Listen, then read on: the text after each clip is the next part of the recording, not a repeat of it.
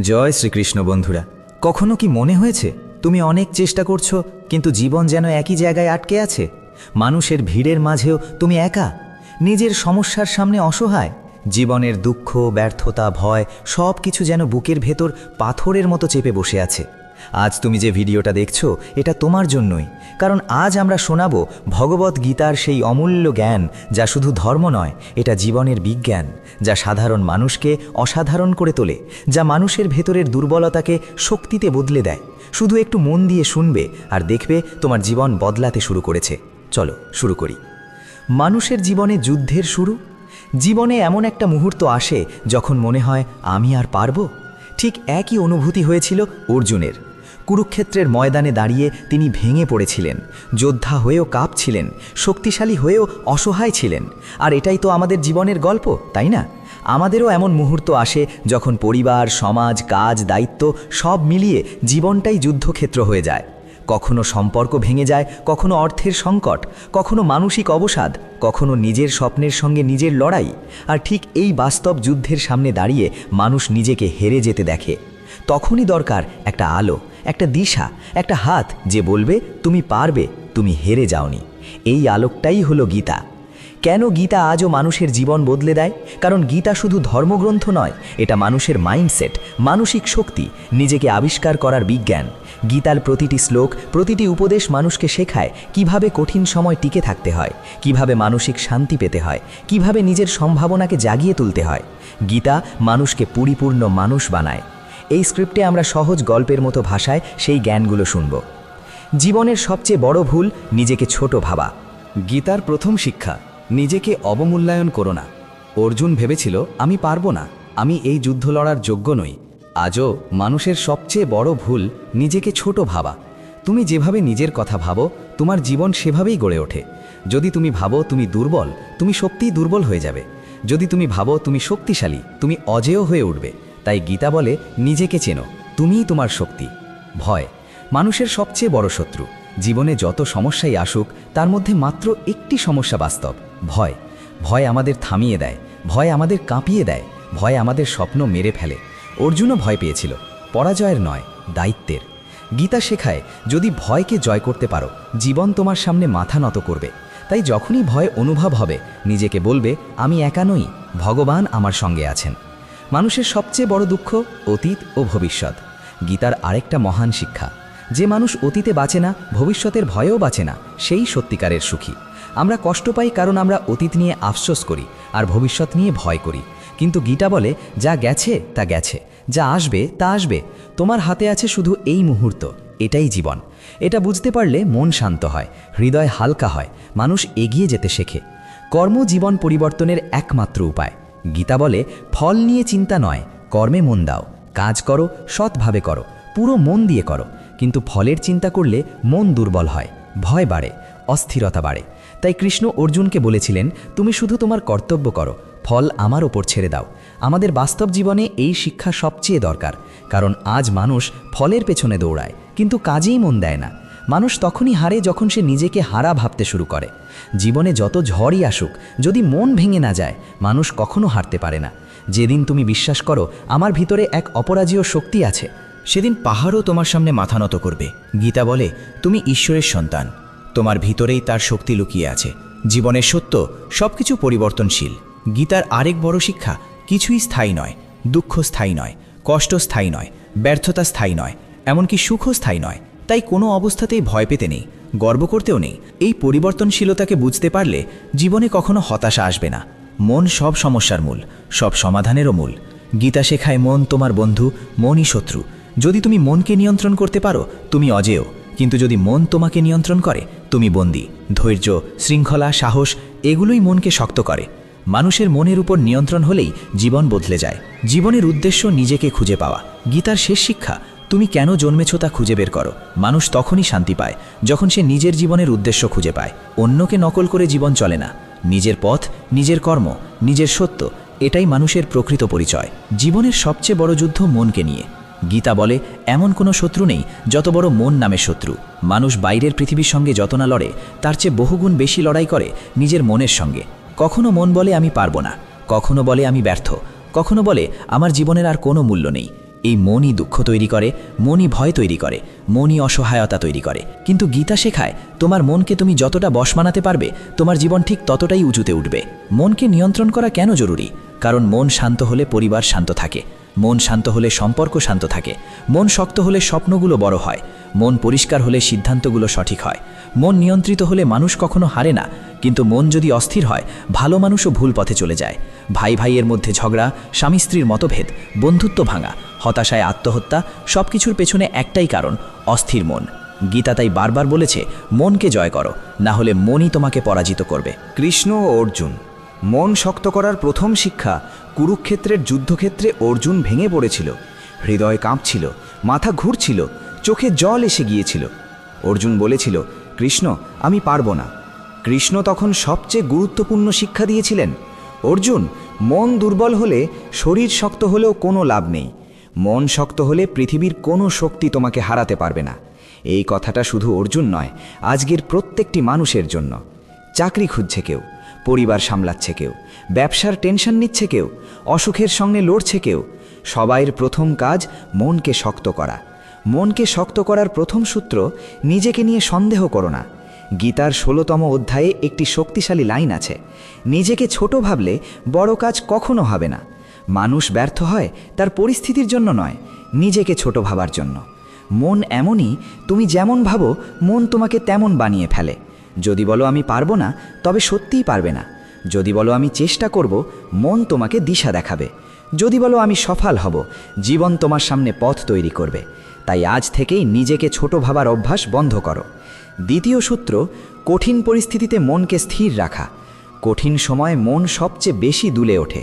ঠিক যেমন সমুদ্র শান্ত দিনে দেখলে সুন্দর লাগে, কিন্তু ঝড়ের রাতে সেই সমুদ্রই অস্থির হয়ে ওঠে। মানুষের মনও এমনই, সময় ভালো হলে সবাই ভালো থাকে, কিন্তু সময় খারাপ হলেই মানুষ ভেঙে পড়ে। গীতা বলে সুখ দুঃখে যে স্থির থাকতে পারে সেই সত্যিকারের যোগী। এটা কোনো অলৌকিক শক্তি নয়, এটা মাইন্ডসেট। যখনই কোনো সমস্যা আসে নিজেকে বলবে এটাও কেটে যাবে। এই এক লাইন মানুষের মনকে রক্ষা করে। তৃতীয় সূত্র, নিজের ভাবনা পরিষ্কার করা। গীতা বলে অস্পষ্ট মন ভুল সিদ্ধান্ত নেয়। মানুষের অনেক কষ্টের কারণ ভুল সিদ্ধান্ত, কিন্তু ভুল সিদ্ধান্তের কারণ অস্পষ্ট চিন্তা। আমি কি চাই, কোনটা সঠিক, কোনটা ভুল, কোনটা আমার জন্য ভালো, এই প্রশ্নগুলো পরিষ্কার না হলে জীবন অন্ধকারে চলে যায়। তাই প্রতিদিন 5 মিনিট চুপচাপ নিজের সঙ্গে কথা বলো। নিজেকে জিজ্ঞেস করো, আজকের দিনে আমি কি ভালো কাজ করলাম, কি ভুল করলাম, কি শিখলাম, আগামীকাল কিভাবে আরও ভালো হব। এই ছোট্ট অভ্যাস মনকে স্থির করে। চতুর্থ সূত্র, নেতিবাচক মানুষের প্রভাব। গীতায় এক অসাধারণ শিক্ষা আছে, খারাপ সঙ্গ মনের ভিতরের শক্তিকে দুর্বল করে দেয়। আমরা প্রায়ই বুঝতে পারি না কোন মানুষ আমাদের মনকে শান্ত করছে আর কোন মানুষ আমাদের মনকে বিষাক্ত করছে। যাদের কাছে সব কিছু খারাপ লাগে, যারা সবসময় অভিযোগ করে, যারা অন্যকে ছোট করে, যারা তোমার বিশ্বাস ভেঙে দেয়, তাদের সঙ্গে বেশি সময় কাটালে তোমার মন অস্থির হবেই। তাই কৃষ্ণের পরামর্শ, যে মানুষ তোমার উন্নতি চায় তার কাছে থাকো, যে তোমাকে নিচে নামায় তার থেকে দূরে থাকো। মন তখনই শক্ত হয়। পঞ্চম সূত্র, কর্মই মনকে শক্ত করে। অতিরিক্ত চিন্তা মনকে দুর্বল করে, কিন্তু কর্ম মনকে শক্ত করে। তাই গীতা বলে কাজ করো, কাজ তোমাকে মানসিক শক্তি দেবে। যে মানুষ বসে বসে চিন্তা করে সে আরও দুঃখী হয়, আর যে মানুষ কাজ করে সে সামনে এগিয়ে যায়। যদি মন খারাপ থাকে তাহলে বসে থেকো না, ঘর পরিষ্কার করো, হাঁটতে বের হও, একটু পড়াশোনা করো, ধ্যান করো, কোনো কাজে মন দাও। কর্ম হলো মনকে অস্থির হওয়া থেকে বাঁচানোর সবচেয়ে বড় উপায়। ষষ্ঠ সূত্র, অতিরিক্ত আবেগ নয়, ভারসাম্য। গীতার অন্যতম প্রজ্ঞা, অতিরিক্ত আবেগ মানুষকে অন্ধ করে দেয়। চাই সেটা রাগ হোক, দুঃখ হোক, ভয় হোক, অথবা অতিরিক্ত আনন্দও হোক। অতিরিক্ত হলে মানুষ ভুল সিদ্ধান্ত নেয়। তাই কৃষ্ণ বলেছিলেন মধ্যপথই শ্রেষ্ঠ পথ। অতিরিক্ত রাগ নয়, অতিরিক্ত ভালোবাসা নয়, অতিরিক্ত ভয় নয়, অতিরিক্ত আশা নয়। সব কিছুতে ভারসাম্য রাখাই জীবনে শান্তি এনে দেয়। সপ্তম সূত্র, মনকে শক্ত করতে ত্যাগ দরকার। গীতা বলে যে মানুষ ত্যাগ করতে শেখে সেই সবচেয়ে বড়। ত্যাগ মানে সব কিছু ছেড়ে পালিয়ে যাওয়া নয়। ত্যাগ মানে অহংকার ছেড়ে দেওয়া, জেদ ছেড়ে দেওয়া, ভুল অভ্যাস ছেড়ে দেওয়া, অতিরিক্ত ভয় ছেড়ে দেওয়া, নেতিবাচকতা ছেড়ে দেওয়া। এই ছোট ত্যাগগুলো মনকে অভূতপূর্ব শক্তি দেয়। মনকে শক্ত করার বিজ্ঞান, ধ্যান। গীতায় ধ্যানের কথা অসংখ্যবার বলা হয়েছে, কারণ যে মনকে শান্ত করতে পারে সে নিজেকেই জয় করে। ধ্যান মানে চোখ বন্ধ করে 5 মিনিট নিজের শ্বাসের দিকে মন দেওয়া। এতে চিন্তা কমে, মন শান্ত হয়, রাগ কমে, ধৈর্য বাড়ে, মন পরিষ্কার হয়। এটা এমন এক জাদু যা প্রতিদিন করলে জীবন পাল্টে যায়। মন শক্ত হলে মানুষ বদলে যায়, মন শক্ত হলে মানুষ নিজের স্বপ্ন খুঁজে পায়। কঠিন সময়ও ভেঙে পড়ে না, সম্পর্ক ঠিক রেখে চলতে পারে, কাজের প্রতি নিষ্ঠা বাড়ে, কথা কমে, বুদ্ধি বাড়ে, লক্ষ্য পরিষ্কার হয়। অন্যেরা তখন অবাক হয়ে বলে, এ তো আগের মানুষটা আর নেই। হ্যাঁ, কারণ সে মনকে জয় করে ফেলেছে। মানুষ কেন কষ্ট পায়? গীতা বলে, কষ্টের কারণ কষ্ট নয়, কষ্টকে দেখার দৃষ্টিভঙ্গি। এটা খুব গভীর কথা, কারণ একই সমস্যা দুজন মানুষের জীবনে আসতে পারে, কিন্তু একজন ভেঙে পড়ে, অন্যজন আরও শক্তিশালী হয়ে ওঠে। উদাহরণ, কোনো ব্যবসা বন্ধ হয়ে যাওয়া, প্রিয় মানুষের চলে যাওয়া, চাকরি হারানো, ব্যর্থতা, অর্থ সংকট, নিজের ওপর বিশ্বাস হারানো। এই ঘটনা সবাইকেই আঘাত করে, কিন্তু মানুষ দুর্বল হওয়ার কারণে হারে না। মানুষ হারে কারণ সে ভাবে আমি শেষ। কিন্তু গীতা শেখায়, দুঃখ, কষ্ট, ব্যর্থতা এগুলো শেষ নয়, এগুলো শুরু। অর্জুনও কষ্টে ভেঙে পড়েছিল। কুরুক্ষেত্রের যুদ্ধক্ষেত্রে দাঁড়িয়ে অর্জুনও ভেঙে পড়েছিল। হতাশা তাকে গ্রাস করেছিল, চোখে জল নেমেছিল, হৃদয় কাঁপছিল, হাত থেকে গান্ডিব ছুটে যাচ্ছিল। সে বলেছিল, কৃষ্ণ, আমি আর পারছি না, কেন আমার জীবন এত কঠিন? এই প্রশ্ন আজও কোটি কোটি মানুষের। জীবন কেন এত কঠিন? কৃষ্ণ উত্তর দিয়েছিলেন, কারণ সহজ পথ মানুষকে শক্তিশালী করে না। এই একটা লাইন মানুষকে বদলে দেওয়ার জন্য যথেষ্ট। কষ্ট আসে বিনষ্ট করতে নয়, জাগিয়ে তুলতে। জীবনে যত বড় পরিবর্তনই এসেছে, সবই এসেছে কষ্টের পর। যেমন, যে মানুষ আগুনে পুড়েছে সে জানে আগুনকে কিভাবে মানতে হয়। যে মানুষ ব্যর্থ হয়েছে সে জানে সফল হতে কি লাগে। যে মানুষ হেরেছে সে জানে অর্জনের মূল্য। যে মানুষ কেঁদেছে সে জানে হাসির সত্যিকারী আনন্দ। গীতা বলে, যে কষ্ট মানুষকে জাগিয়ে তোলে তা অভিশাপ নয়, আশীর্বাদ। দুঃখকে পালিয়ে নয়, বুঝে মোকাবিলা করো।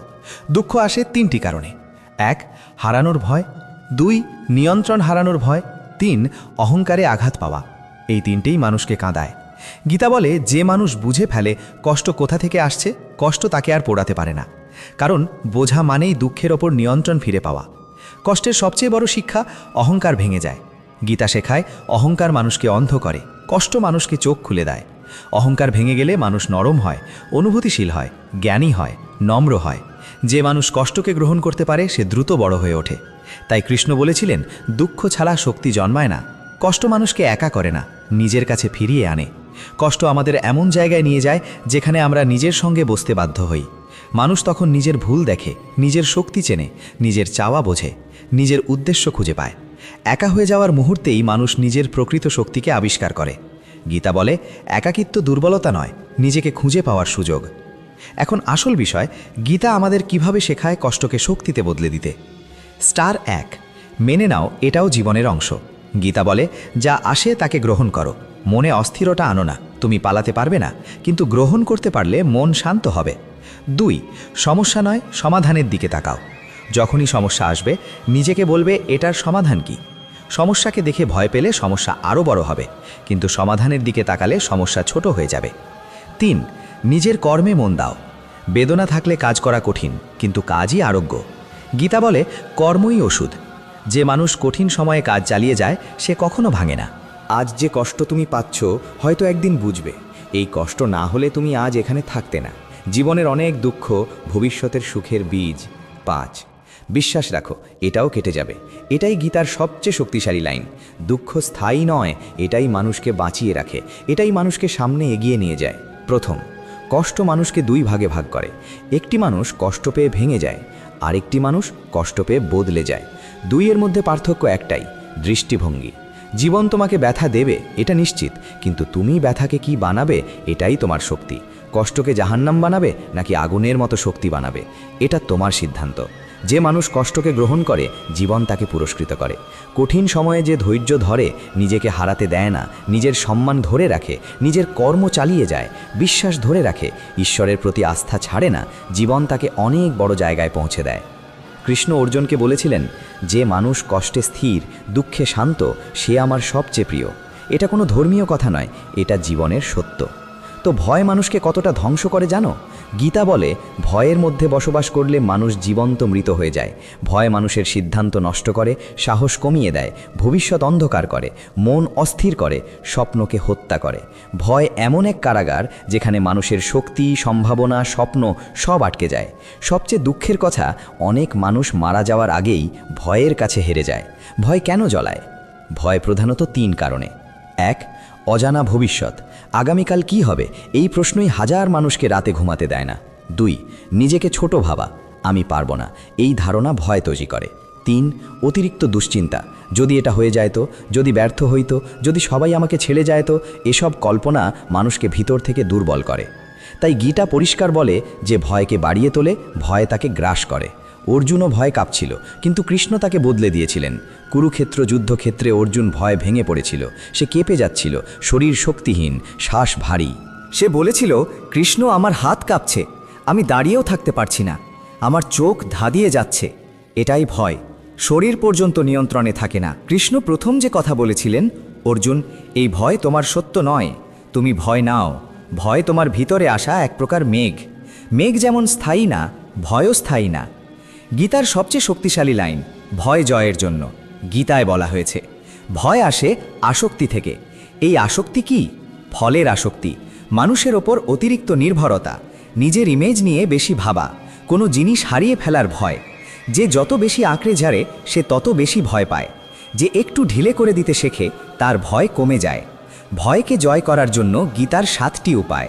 এগুলো জীবনের সব ভয়কে ভেঙে দেবে। 1. যা হবে ভালোই হবে, এই বিশ্বাস রাখো। এটা শুধু একটি লাইন নয়, এটাই ভয় কাটানোর সর্বোত্তম ওষুধ। কৃষ্ণ বলেছিলেন, যা ঘটছে তা ভালোই হচ্ছে, যা ঘটবে তা আরও ভালো হবে। এই বিশ্বাস মানুষকে ভেতর থেকে শান্ত করে। 2.